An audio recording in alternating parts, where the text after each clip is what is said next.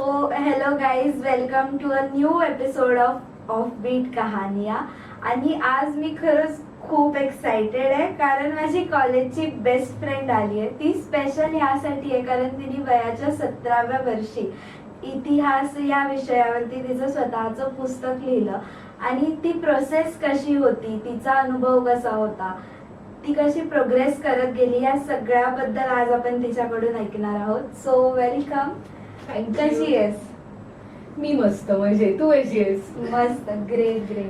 सो मला पहिला प्रश्न असा पडतो की हिस्ट्री हा तुझा म्हणजे स्कूलमध्ये सब्जेक्ट होता, बट आता असा हिस्ट्री तू सब्जेक्ट घेतला नाहीये स्पेशलायझेशनला, तरी सुद्धा इतक्या टफ टॉपिक वरती एक बुक लिहिणं, what motivated you to do the whole research part? So, आधी तर मला सांग, did you like history as a school student? So, this is the case with majority people in school somehow, and the main reason behind it is the way our history textbooks are written.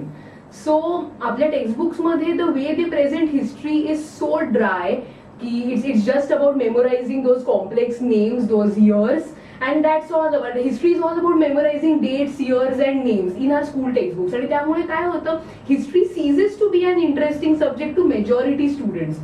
आता म्हणजे मला 7th standard पासून history has been my favorite subject in school.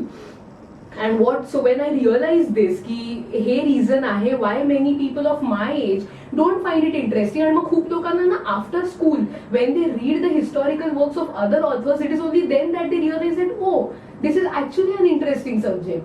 So this is what motivated me to choose history as a subject for my debut book. I wanted to present history in a story-like form, so that it becomes interesting for people. So of course त्याच्या आधी I read books of other noted historians to just notice and observe their writing style, and I realized that they write it in a story-like format. They present the characters in a story-like format, which makes things interesting for their readers.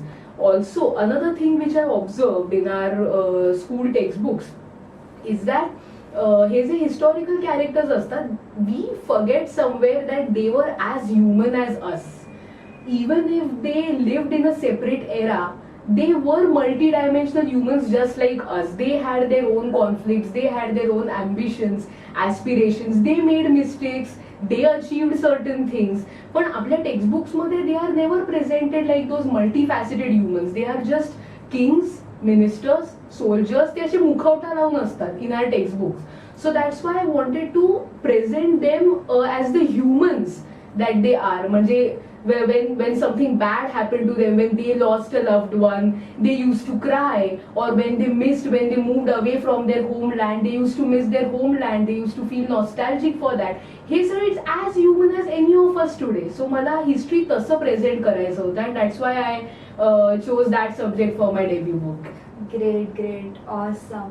मग तू या सगळ्याचा study कसा केला? Like जेव्हा तू ठरवलेस की आपण अशा एका टॉपिक वरती बुक लिहूया, तेव्हा काय स्टेप्स होते ते? If I have to speak about the process of writing this book actually began when I was in the 8th grade. So 8th standard मध्ये पहिल्यांदा I had this idea की okay, let's write a book. And again, at that time, the idea was not to publish that book. I was writing it down just for my satisfaction. So, and because I was in school at that time, I used to write those things in notebooks. आणि मग मी ते म्हणजे माझ्या फ्रेंड्सना वगैरे वाचायला द्यायचे. In school I had maintained a separate book for their reviews. So it all begin in school. And then in the 11th standard, my parents encouraged me to get it published, because they were like, if you are taking so much efforts for it, we think it should reach a wider audience, it should enter the public domain. So then I realized that okay, so if I am supposed to publish it, then certainly it shouldn't look like a book written by an 8th grader, especially when it is a historical book.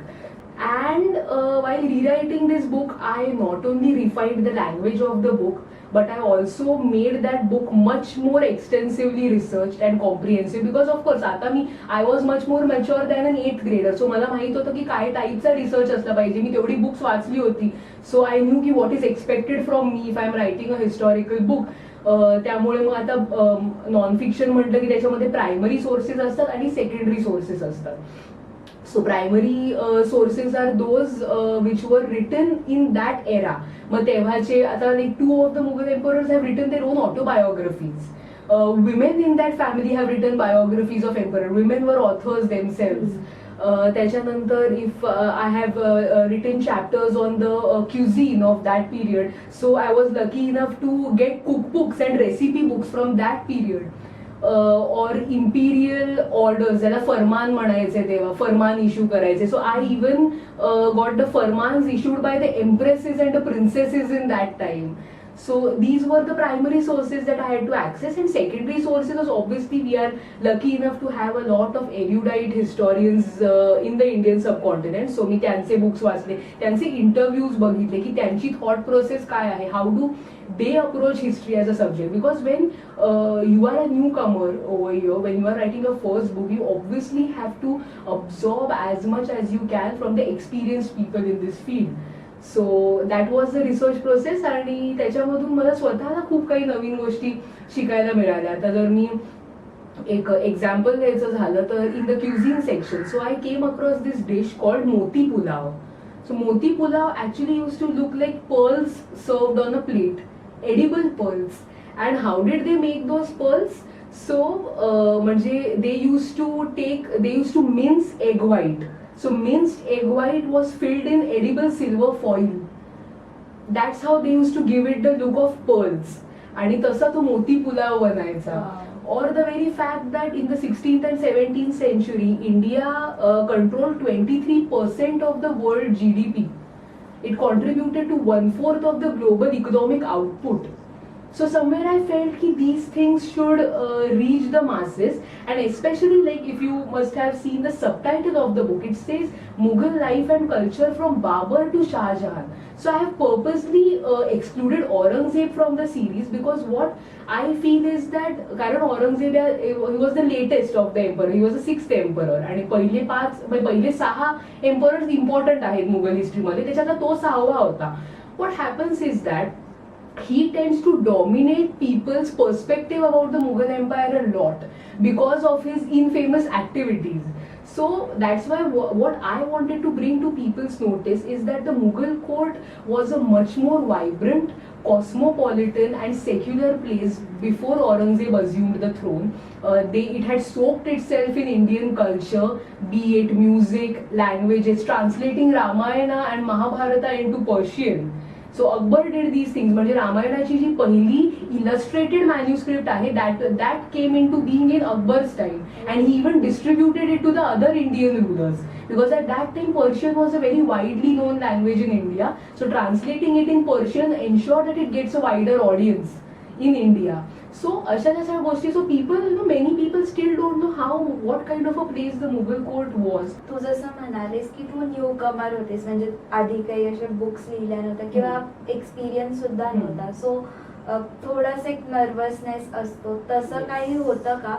आणि तुला कसा response आला त्या बुकला? सो when I had these things in mind, it used to make me nervous about how the book will turn out and what are people going to say about it. But then when I got the responses, I mean the book reached so many people, not just in India but across the globe.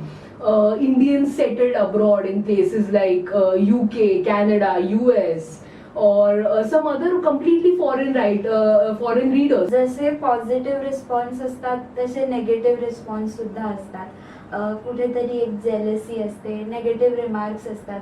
तसे कोणते remarks तुला मिळालेत का आणि तू कसं deal करतेस? Instead of calling them negative remarks completely, I would still call them productive responses because they actually even they taught me a lot as to because it's my debut book, come on, so I also require these kind of responses where they tell me where I am supposed to improve myself, where am I lacking. So yeah, these were some other kinds of responses that I got, but like I have welcomed them nonetheless.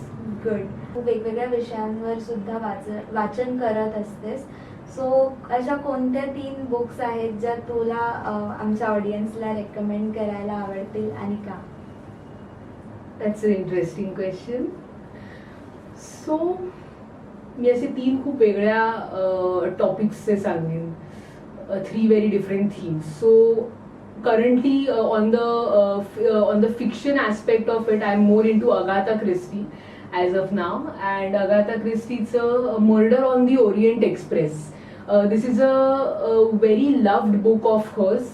And like, come on, Agatha Christie is not known as the queen of mysteries for nothing. The way she discloses the entire mystery, it's just superb. So currently I'm really enjoying reading her books, and Murder on the Orient Express is surely a book of hers that I recommend. The second book that I would recommend is A Begum and a Rani by Rudrangshu Mukherjee.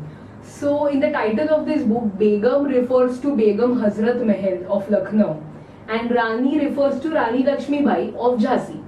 So this book is about those two women from the revolt of 1857. So these two women were at the helm of affairs in their respective kingdoms during this crucial revolt that was going on in our country.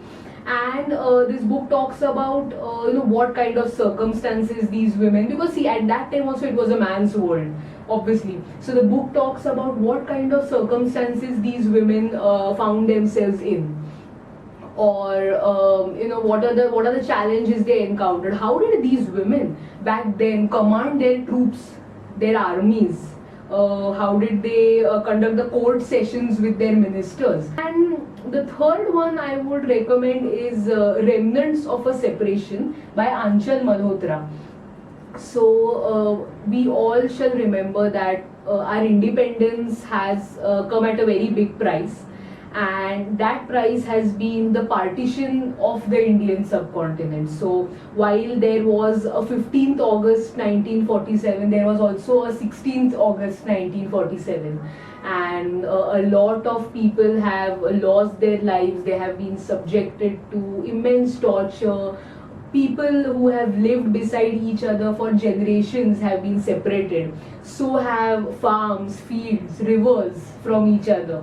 So this book, Remnants of a Separation, talks about such a tragic separation, and what makes the book unique is that the author has interviewed people from such families from both India and Pakistan who have become separated from their loved ones back then, and the book narrates the stories of these people through some of their precious belongings that they still possess. It can be a pendant, it can be a jhumka, it can be a watch, something from that era which still reminds them of that day.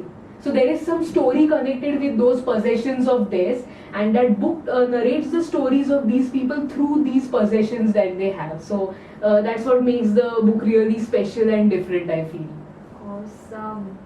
मला तुला next question असा विचारायचा आहे की आपल्या इतिहासात अनेक महान व्यक्ती होऊन गेल्या, तर तुझ्या मते किंवा तुझ्या आवडत्या 3 व्यक्ती कोण होत्या, आणि किंवा 3 इन्फ्लुएन्शियल पर्सनॅलिटीज, आणि का, आणि त्यांच्या रिलेटेड काही इंटरेस्टिंग फॅक्ट्स असतील तर आम्हाला ऐकायला नक्की आवडेल. Okay. So first of all, since we've discussed my book over here, one influential personality I would definitely mention is Akbar. So Akbar was the first Mughal emperor born in India, and he was born in the house of a Rajput. त्यामुळे त्याचे India बरोबरचं connection it actually goes from before his birth. And true to that, he was the first emperor who actually made a great effort, a genuine effort to assimilate himself and the Mughal court culture in the Indian society. He was the one, like unlike 2 of his predecessors, Babur and Humayun, he was the one who showed genuine love and admiration for this land. This is my land. Places like Uzbekistan, Tashkent, these are my ancestral lands. My ancestors have been there, but India, this is my home. The others are distant places for me. He was the first one to commission an illustrated manuscript of the Ramayana. Similarly, he also commissioned a Persian translation of the Mahabharata. So Persian was the court language of the Mughals. So he was the one who commissioned the Persian translations of all those things, even the Vishnu Purana, the Upanishads. And The speciality over here is that, like I said, these were illustrated ones. So Akbar's urge, desire, and his ambition to achieve a unity of all those various diverse cultures and religious groups in India, it can be seen through all these various activities that he did. He even issued coins on which we can see the images of Ram and Sita. These were known as Siya Ram coins. So I feel he is one such person from whom we can learn a lot, even for the betterment of present day India. The second inspirational figure would be Chhatrapati Shivaji Maharaj, and while there are a lot of things to take inspiration from when it comes to him, one such thing which I would like to specially mention is his vision of a powerful navy.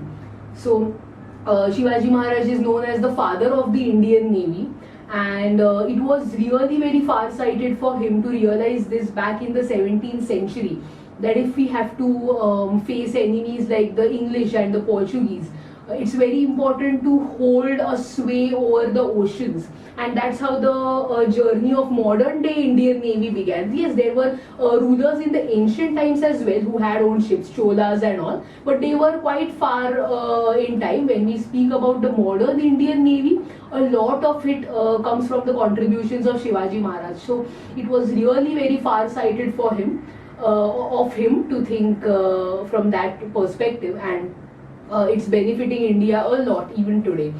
So that yes, that far-sightedness and thinking about things from a longer perspective is something I look up to him for.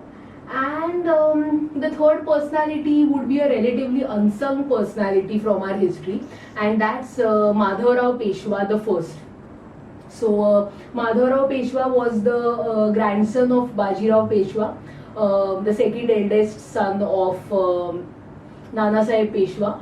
And Madhavrao Peshwa, while his contribution is immense, the important contribution that he has done is that after the debacle at the third battle of Panipat, which happened in 1761, which resulted in immense loss and immense tragedy for the Maratha Empire, the Peshwa, the sitting Peshwa, Nana Sahib Peshwa, lost his eldest son in that battle, Vishwasrao Peshwa, a very talented person himself and a very young person at that point of time. Nana Sahib Peshwa lost his cousin. He lost 27 eminent chiefs and lakhs of Maratha soldiers. Marathas began losing the territories they had once held control over. And then we have Madhavrao Peshwa rising to the occasion, becoming the Peshwa after Nana Sahib, Nana Sahib could never even recover from the shock of Panipat, and he died 6 months later because of that. So Madhavrao Peshwa at a very young age succeeded his father, and he is the architect of Maratha resurrection. So within the next decade, he ensured that Marathas are able to recapture all those territories, especially in northern India, that they had lost. Marathas once again replicated their conquest of Delhi, which they had done before the Battle of Panipat. So his contribution to the Maratha Empire is immense, and I really admire him for the strategies that he devised, his intellect, his ability to convince people and make people trust him. Winning people's trust was very important even back then. If you wanted erudite and virtuous ministers and warriors on your side. So these are the qualities that I admire Madhavrao Peshwa for. Thank you so much for making this boring topic very interesting. खरंच खूप वेगवेगळ्या गोष्टी शिकायला मिळाल्या, बऱ्याच गोष्टी नव्याने ऐकल्या, पहिल्यांदाच खूप अशी वेगळी माहिती मिळाली जी मोस्टली आपल्याला सिलेबसमध्ये म्हणतो आपण की सिलेबसमध्ये गाळलेल्या अशा स्टोरी. सो खरंच खूप इंटरेस्टिंग होतं. Thank you to Alice. Thank you. I had a great time, and I want to congratulate you first of all for finally bringing your dream to reality. I remember like about a year back when she had received my book. it's back then that she had told me that she dreams of starting her own series of interviews one day, where she wants to interview people, she wants to interview me. So these are the things she had told me about a year back, and I am very happy that her dream is finally materializing and she's doing a great job at it, and I wish you all the best for that. Thank you so much. Thank you so much for watching this video. For more such offbeat kahaniyas, stay tuned.